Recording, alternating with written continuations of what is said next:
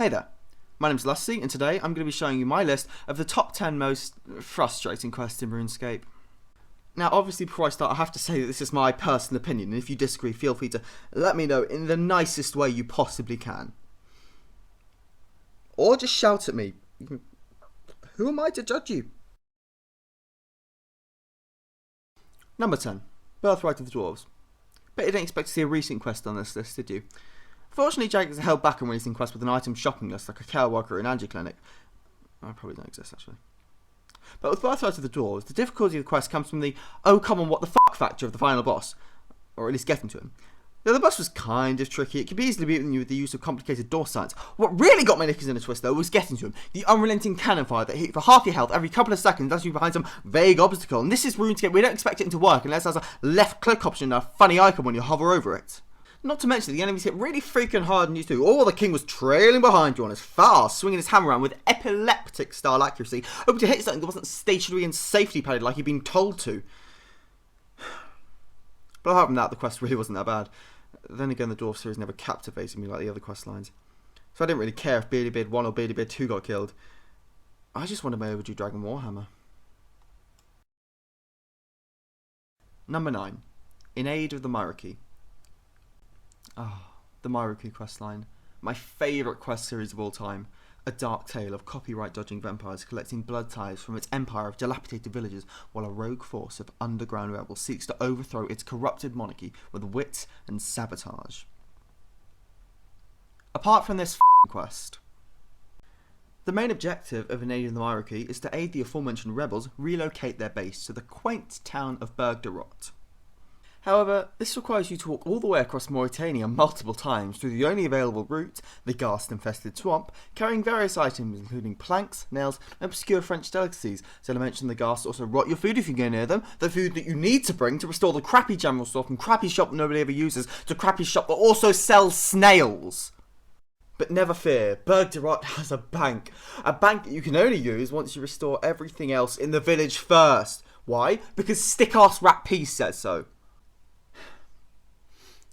Nevertheless, this quest is a mere smudge on the fantastic reputation that the Myreque quests uphold to this day. Number 8. Tai Bro One Eye Trio. In this quest, the goal is to figure out what the fuck is going on. There's something about this quest that just disorientates you. Even with the guide, it's so convoluted and all over the place, you don't know where to start. This quest is about as linear as a bowl of tomato soup. I mean, there's a section of the quest, if you can call them sections. I mean, they're so all over the place. I don't even know if it's one big splodge of quest. But there's a part of this quest where you actually have to stick a banana into the neck of a bottle of rum. I mean, you actually have to slice up the banana and then stick it in the rum. And this is just a red herring. But that doesn't matter. I mean, the fact that there is a section, a part of this quest where you actually have to stick a banana, or can stick a banana, into a bottle of rum just says it all. I have nothing else to say about this quest other than good fight old schoolers who have to do this for the Myreque and Hasta. Don't hurt me. Number 7. Haunted Mine. Haunted Mine is a quest in which the objective is to investigate a supposedly haunted mine, hence the title. But this quest, oh man. As a noob, this was the first quest that actually made me rage quit and have to come back with a guide many years later. To get to the boss and complete the quest, you have to find an alternative light source to your lantern or your Sears headband or whatever you're using. Conveniently, the mine has some cool glowy fungus that will serve this purpose. Less conveniently, it disintegrates in the sunlight, much like people on World 48. Soul-destroyingly, the only way to get out of the cave with the fungi is to go outside. This gives Jagex a fantastic opportunity to bombard us with weird what the fuck minecart puzzles.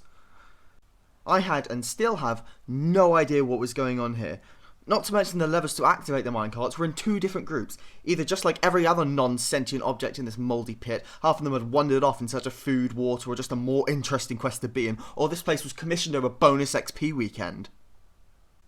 After you order a new keyboard and find a detailed walkthrough of the quest, which are really hard to find where you actually were in the quest by the way, and get to the boss, the fight proceeds as a low-level boss that will make even a toughened veteran cry.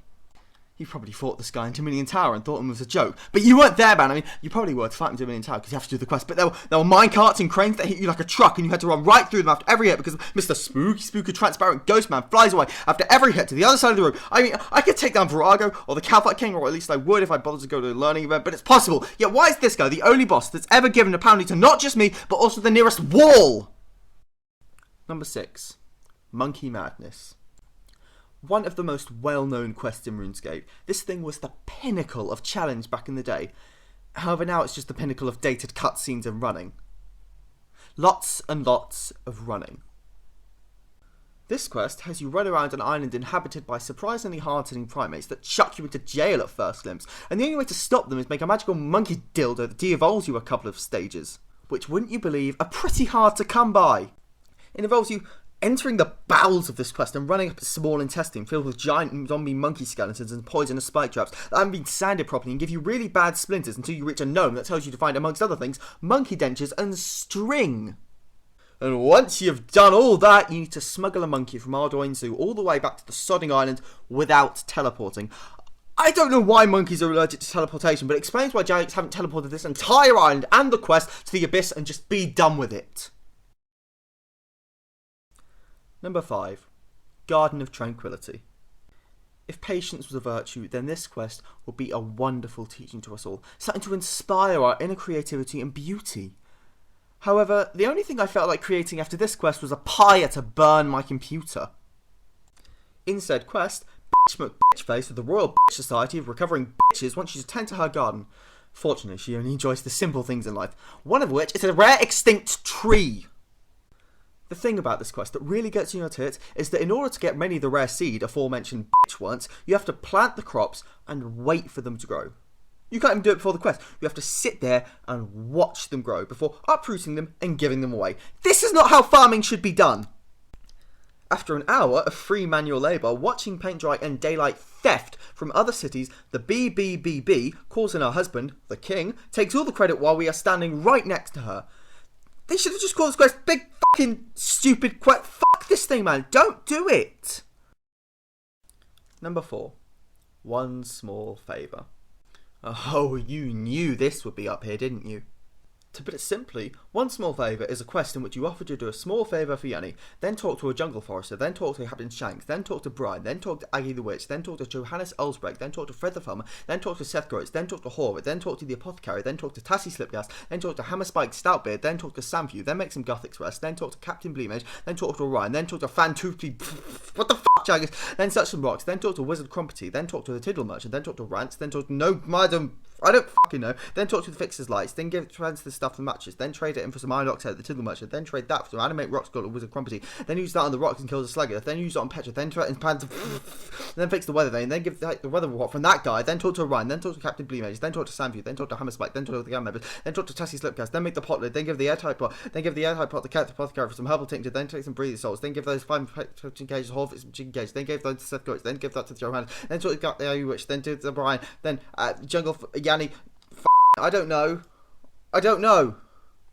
God. That was my first take. I'm pretty proud of that, but Jesus Christ. Number 3. Underground Pass.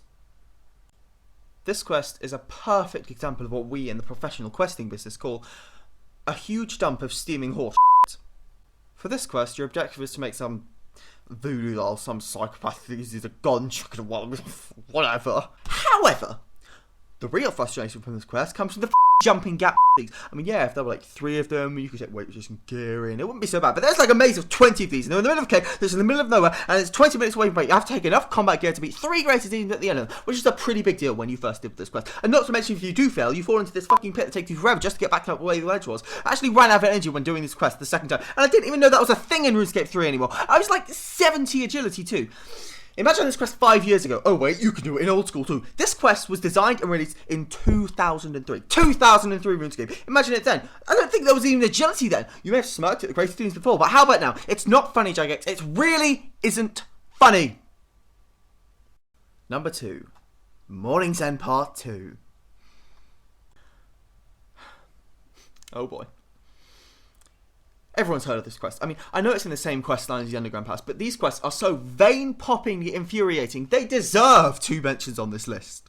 This quest is infamous for being the most annoying and hardest quest in the game, due to its insanely complex and ridiculous light puzzle that you have to do all by being attacked by level 136 shades. And before the EOC, these things were like level 100 and hit constant 100 on you, which is a huge fucking deal back then. That was like 1/10 of your health at max hit points. Even now, this quest takes you like 3 hours to do with a guide, and you couldn't bring any food because to do this you need to be able to hold up to 18 unique objects at one time that you couldn't even bank.